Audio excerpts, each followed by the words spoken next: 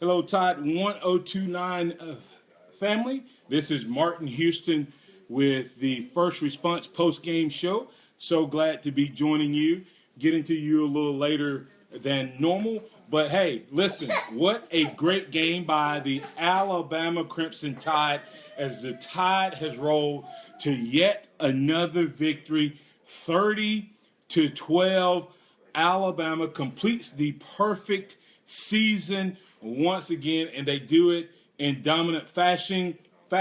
And of course, hey, we gave several opportunities to the Auburn Tigers, but yet this undermanned Tiger team had no way they were going to win this game. But as a result of several early mistakes, they were able to make it interesting in the first half. John Horton Jr. saying, I was worried we would be too cute first half. And as I said, special teams did play a part for Auburn. So glad to see the running and set up the pass in the second half. And as always, Ardarius Stewart did a great job. Ardarius Stewart, definitely my player of the game. I want to hear from you. Who's your player of the game? Hey, we're going to go back over those keys to victory. For those of you who joined us for our pregame show, we're going to go back over what our keys to victory were. And then we're also going to talk about our players of the game, the good, bad, and the ugly. And, hey, you can get in on that right here. All you have to do is comment. Let me know who your players of the game were, what you think your players of the game were, and also what's your good, bad, and ugly. What's your good, bad, and ugly? Let me know your thoughts right here on First Response. For those of you who are just joining or that you're new, I'm Martin Houston of Tide 1029, the Morning Blitz. Each and every morning from 6 a.m. to 7 a.m., I take you throughout the week on your home for Alabama sports. Want to encourage you to make plans to join me, and you can join on my Facebook page as well as you can be a part of it at tide1029.com. As we talked about earlier in the game, the key to victory was Alabama's offensive line versus Auburn's defensive line. We said we had to find out what this team was all about, and this offensive line came out, and I think from start to finish dominated the Auburn defensive front. Don't listen to Vern and Gary. They kept talking about what Auburn's defense was doing. Auburn's defense was not doing anything. Alabama defense was making a lot of mistakes, and that's what made Auburn's defense look like they were making it a close game. But the reality of it is the Alabama offensive line dominated. Continue to send me those players of the games.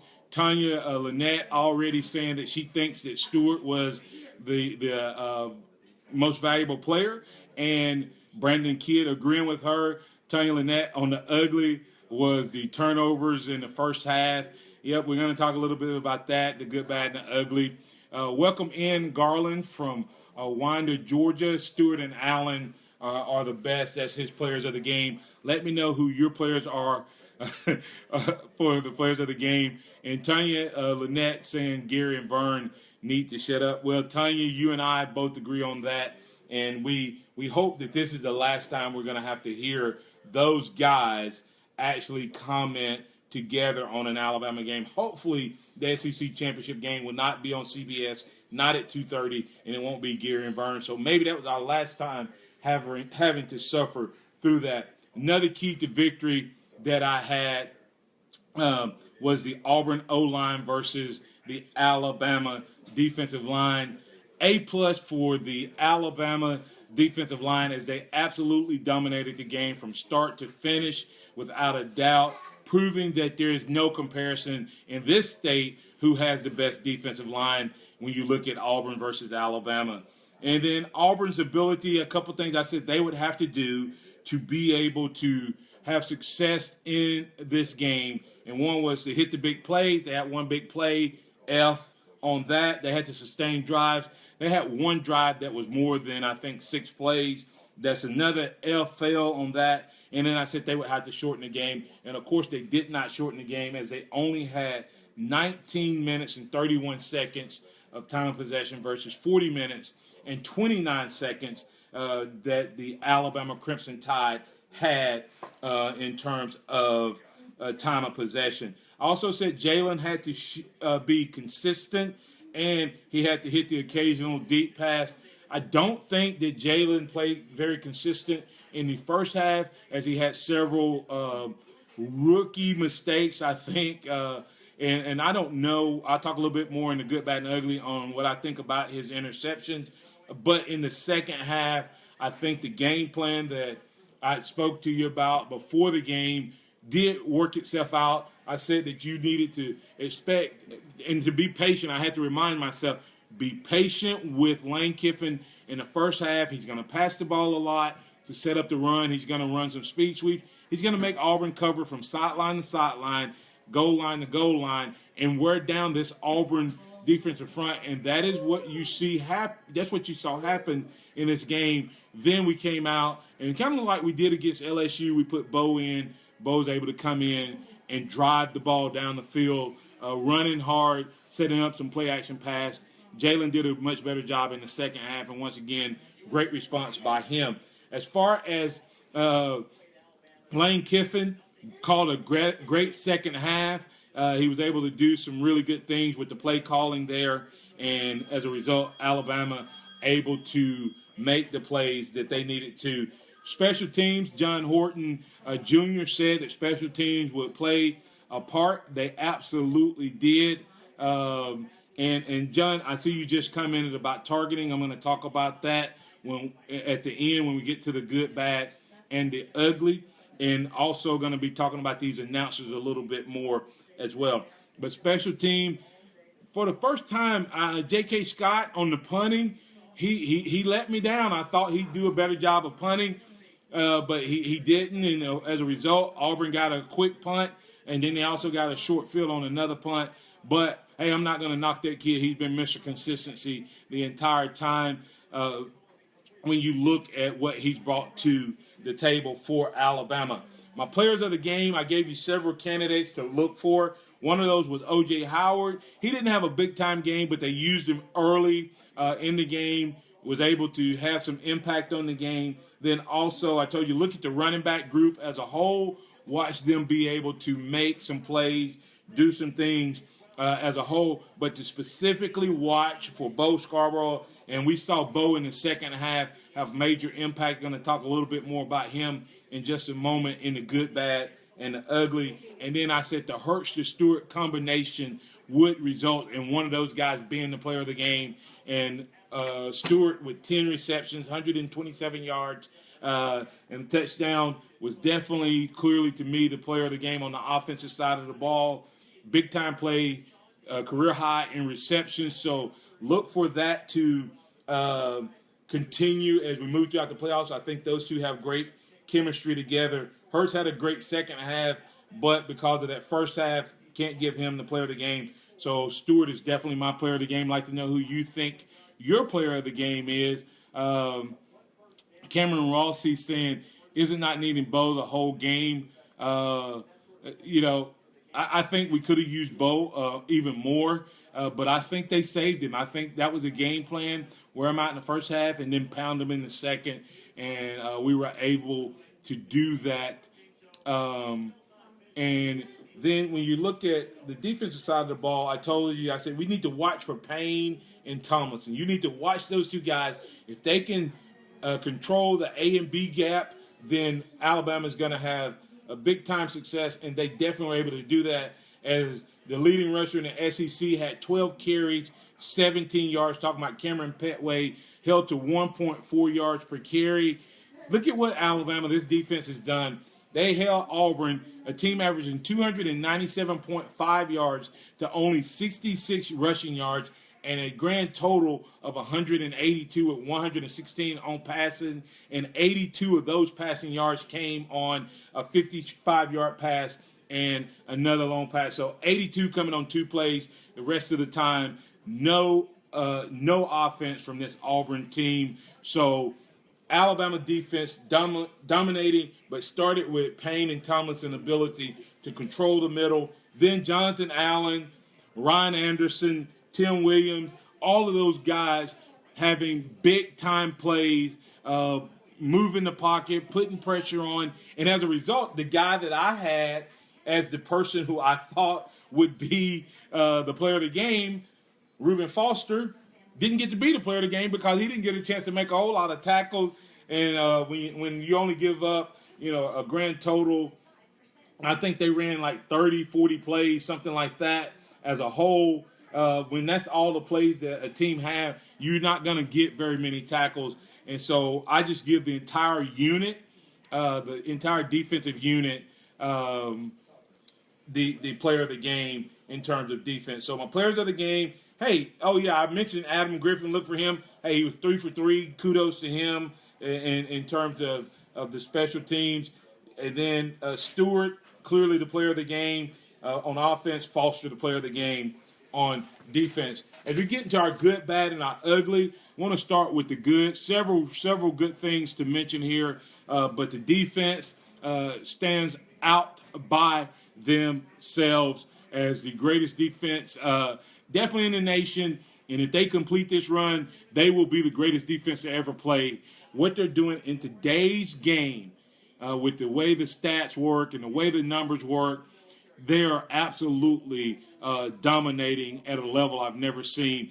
Ryan Gunn asked, how about our running game, sealing the deal and running out the clock to close out the game? We're going to talk about that 8-minute drive to end the game, as I'll go ahead and put that in here now, as that was another good. Bo Scarborough, his impact on the game at the beginning of the second half and at the end of the game when we were able to go on an 8-minute drive to just milk the clock and run it out. So Bo Scarborough definitely good in his impact in that drive and that offensive line and everything we did on that last drive to run out the clock. So that is awesome in terms of what he was able to do. And it's not just good for this game. It's going to pay dividends for Alabama moving forward. Bo Scarborough, without a doubt, finding his niche, his role on this Alabama team. And you got to I think maybe I could get a 3rd and 1 behind the two guys, the two big boys, when they had the inverted shotgun wishbone where they put Deron Payne and Jonathan Allen in. But, hey, great game planning, great job by Alabama completing that deal. Our Darius Stewart game was another good. He had a big-time game, as I said earlier, 10 catches for 127 yards and a touchdown. And he also completed a pass, so it was 1 for 1 there. Our Darius Stewart was good. And then Jalen's second half would definitely be on the good category as well. John Horton Jr. saying, I did say hope the whole D was player of the game. Laugh out loud. Well, LOL, you definitely did, and I would have to give them I have to agree with you, John, that they were able to do that as well. Want to encourage you to keep sending me your players of the game and let me know what's going on in terms of your players of the game, your good, bad, and ugly, and what you think your player of the game was. My bad was Jalen's 2 interceptions, but I will give a caveat. I'm not exactly sure if there wasn't miscommunication on the first one. He thought Ardarius was going to turn up the field. Ardarius turned outside. So, not sure, but it was still an ugly pass, bad play, putting Auburn in scoring range for, I think that was their second score of the game. And then the second interception was bad as well, but I think that may have been caused by good play by the Auburn Tigers as 2 Alabama receivers run into each other. Looked like the spacing or something was off a little bit on that particular play. He was expecting one of those guys to come across the field out of that cut, and when one player gets knocked down and the other one is redirected, that's what happens sometimes. But once again, the defense comes in and holds them to just a field goal. But that was a bad. And normally I don't do this during this time, but I have to give a bad to the Auburn offense. That was one of the ugliest exhibitions of offensive play I have ever seen. Part of that was because of the Alabama defense. The other part is they just don't have a whole lot of talent there on the offensive side of the ball when it comes to their skill position and their quarterbacks. Ryan Gunn saying Jalen maintained his composure. after those early turnovers. He's like Teflon, nothing sticks to him. He just goes right to the next play. Yeah, I actually was joking during the game and said the hardest hit he took today was when Lane Kiffin hit him on the shoulder, and then somebody else came up and was celebrating, and you notice he didn't even react. But hopefully his shoulder's okay after that big hit by Lane Kiffin. But once again, that's why I made Jalen one of my goods, is because of his response in the second half. My ugly has to do with a couple things that's been mentioned by you all. But one is the holding on to the ball in the first half. We had 4 or 5 times where we put the ball on the ground, and it could have easily ended in turnovers. However, it did not end in a turnover, and we were able to maintain. But you just can't go into the next 3 games putting the ball on the ground as much as we did. So look for Alabama to get that corrected going into the SEC championship game and the college football playoffs. Fort General Jr. said Alabama defense is number 1 in the country. Roll Tide Roll.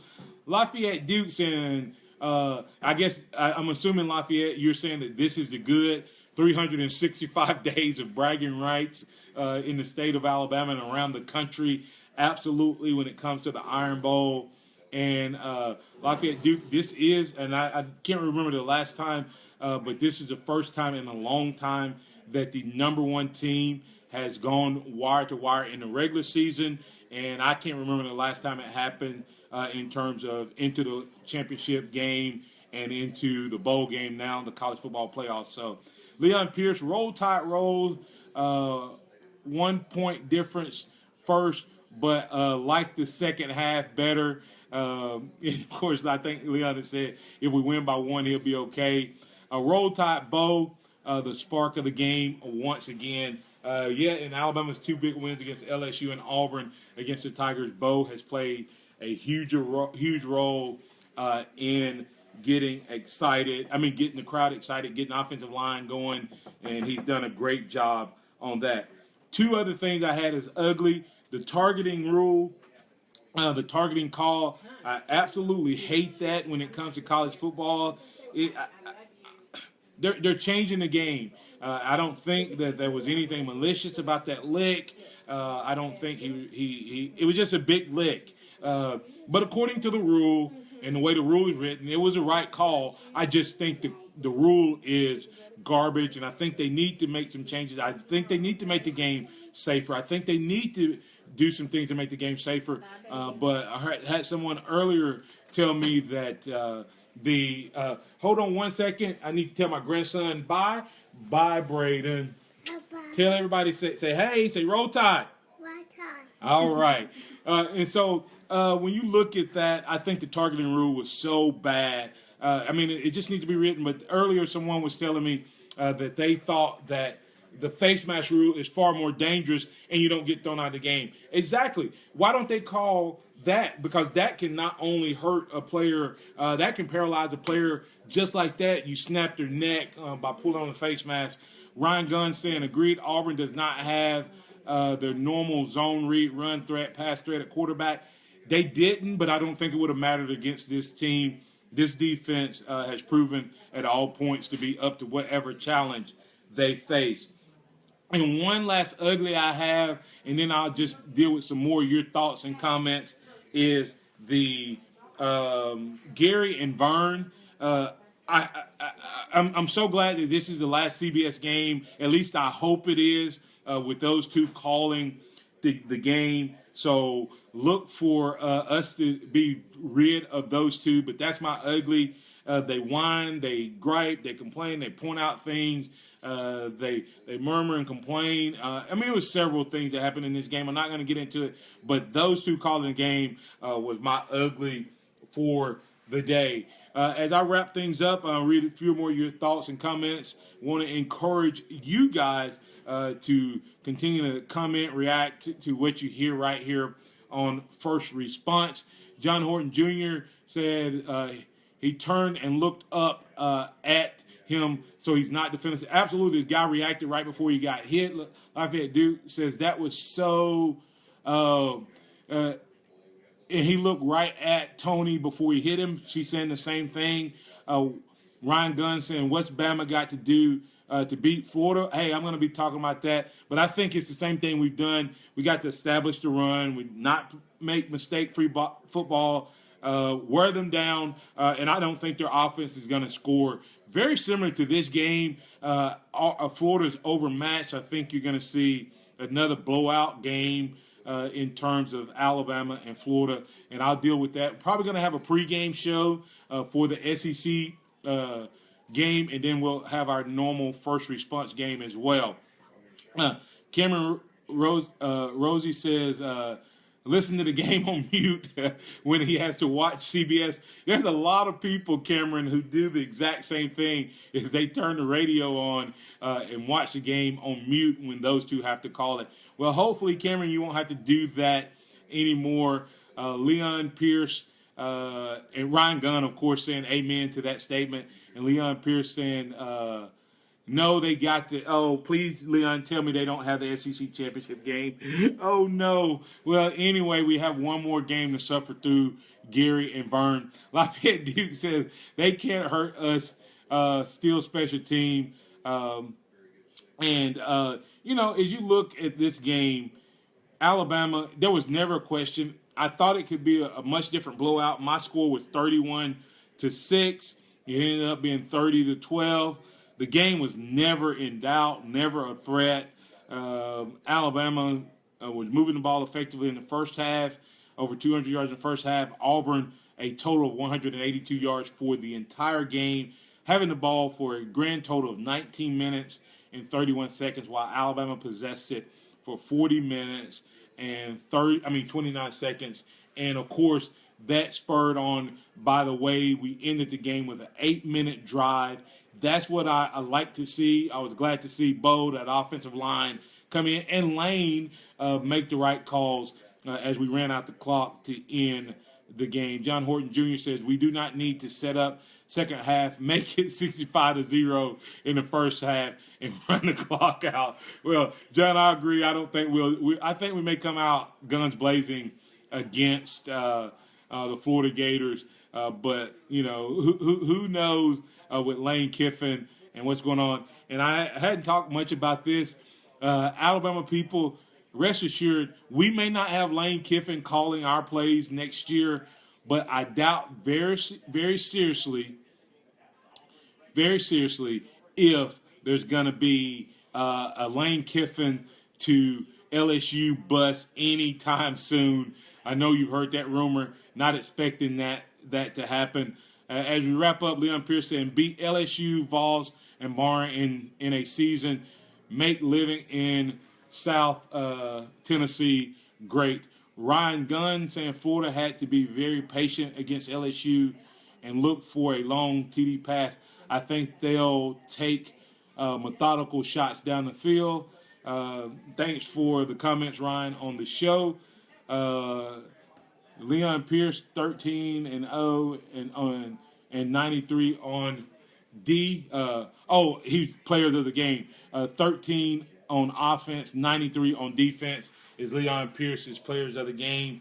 Hey, this was a complete victory. The score does not reflect how dominant a game this really was. As you go back, Auburn had 182 yards, and 100 of those yards, to be exact, 105 of the 182 yards came on 4 plays. They ran a grand total, I think, of 33 plays. Never a threat. Alabama had over 500 yards with 203 rushing yards. Bo leading the group with 90 yards.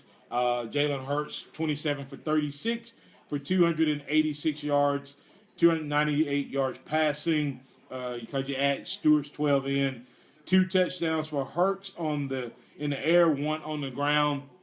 And he is closing in on setting the single-season record for most touchdowns accounted for in the season. Also approaching 1,000 yards rushing, 2,000 yards passing, already at that mark. So this young man, I don't know that he'll win a Heisman, but I think he's put himself in a position with another big game on championship week to at least get that invite if he come out and play like he's been playing.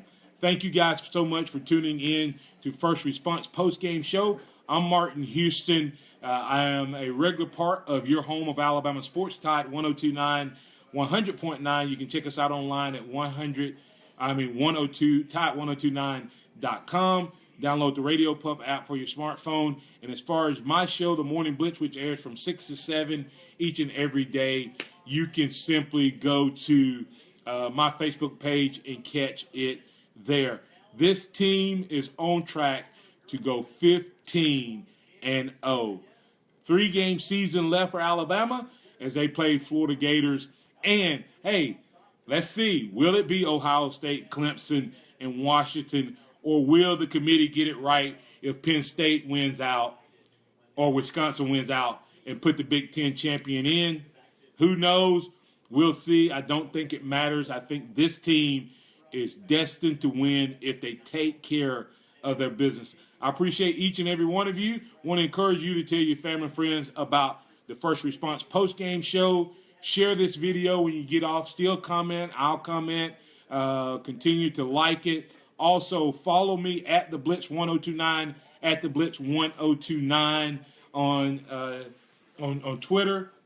And also, you can follow my personal page, my friend limit there. So follow martinhouston.org, martinhouston.org. Go out and like my fan page there, and we'll continue to do these great shows. Thank you for being great fans, great viewers, great followers.